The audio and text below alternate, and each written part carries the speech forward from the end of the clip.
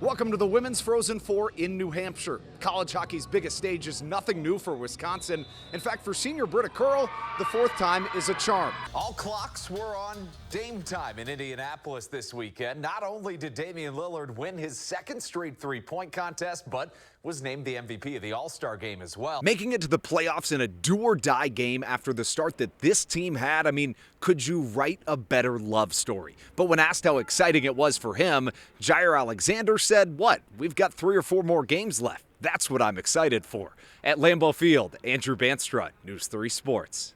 As thrilling as Saturday's win over Nebraska was, this one just means more. It is Axe Week, and even if it's Luke Fickell's first one, he knows what it means. The Badgers have touched down in Tampa and got their first practice in this morning here at Berkeley Prep School, just a few miles from Raymond James Stadium, where Wisconsin will tangle with the LSU Tigers in the ReliaQuest Bowl. In a span of 6 weeks, the Packers went from hard to watch to must-see TV. The Green and Gold have won 4 of their last 5, and last night's win over the defending Super Bowl champs proved this is not just a love story. Wisconsin may have fell just short of winning the Big Ten tournament, but they're not headed back home empty-handed. They've got their swagger back, and they'll need it for March Madness. The 2014 NFC Championship game against the Seahawks. Remember that one? That was the last time the Packers lost after entering the fourth quarter with a double-digit lead. But that was the old regime. How would Jordan Love handle the challenge? Yeah, Zach, exactly like you said, a disappointed American Family Field here tonight. When the Brewers took that 2-0 lead in the first, everything looked so good. In fact,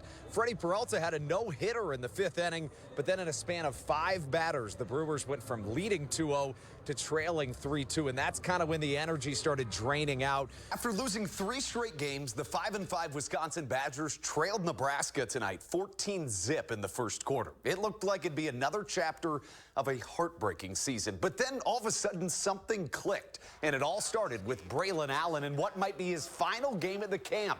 We picked things up in the 3rd quarter, Huskers leading 14-10, first and goal for the Badgers, and they'd feed the beast. Braylon Allen, playing through an injury, burst through the line, and he finds the end zone. Wisconsin takes the lead, and that score would hold until regulation's final seconds, where Nebraska kicks a field goal, and we're headed to overtime. Let's do it. The Badgers, they got the ball, first and goal, and again, what do? Give it to Agent Zero and get out of the way. All 11 Badgers pushing towards that pylon. Touchdown, Wisconsin. The Badgers take a 24-17 lead, but Nebraska, they've still got a chance. 4th and 16, a Badger stop ends the losing streak, and it's intercepted. Preston Zachman snags it, and the Badgers are going bowling. An incredible comeback win, and the Freedom Trophy stays in Madison for the 10th straight year. How about it? 24-17 is your final. There's just nothing quite like the I-94 rivalry. 2 schools separated by just 79 miles that, simply put, don't like each other. Wisconsin's won 2 of the last 3 meetings, and we're looking to make it 3 straight for the first time in over 2 decades. Greg Gard couldn't have asked for a better start. Max Klesmet was simply unconscious in the first half. He drained 5 triples, dropping 21 points on the Golden Eagles in the first half alone. Badgers led by 13 at the break. Marquette, well, they get the lead down to 1, but Wisconsin owned the glass. A.J. Storr misses, but Stephen Crowell has his back and the putback. 18 second chance points for the Badgers, and then it was A.J. Storr making his way to the cup and won. He'd finished with 13 points, and after that, everybody needed their umbrellas because the court storm was on. That's just what you do when Wisconsin knocks off number 3 Mark. If you look at his slugging percentage, it reads at .420. Means that he, out of every 10 at-bats, is getting at least 4 total bases. That could be 1 home run. That could be 4 singles. That could be 2 doubles. Could be a triple and a single. But in some way or another, he is accumulating 4.2 bases, as that looks to be 4 bases in 1 swing. Silva sends a moonshot to the left side, and it's way gone. Blue Crabs strike first here on a May 26th evening. What a shot by Silva. Griffin hits one deep into center, and that should be the ball game. Corey Vaughn tagging from third. Myers comes up throwing. Vaughn strolls down home, and the Blue Crabs walk off the Somerset Patriots. Josh McAdams comes to lead us off as we begin the second half of this ball game. First pitch at 6:42. So the first half of this contest, an hour and 29 minutes. Still well on track for shorter than an MLB game this season, but much longer than the average Atlantic League game as the ball is hit back into the screen as we start off the bottom of the fifth inning with foul ball. This season, the shortest game for the Blue Crabs was pretty darn short. It was an hour and 59 minutes versus the Barnstormers, the longest game of the season. 2 times as a 3-hour and 47-minute contest occurred for Southern Maryland.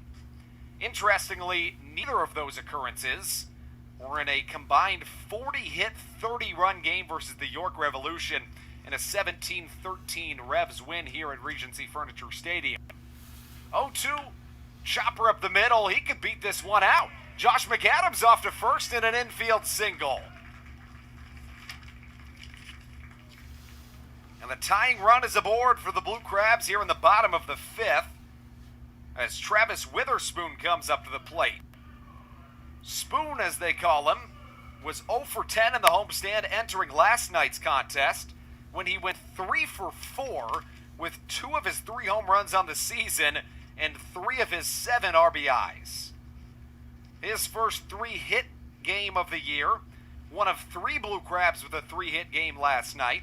Pretty well-balanced order. The 1, 5, and 9 hitter in the Blue Crabs batting order had a 3-hit game last night.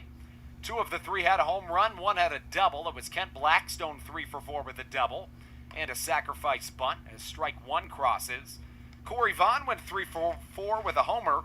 Travis Witherspoon, your player of the game, 3 for 4 with 2 home runs.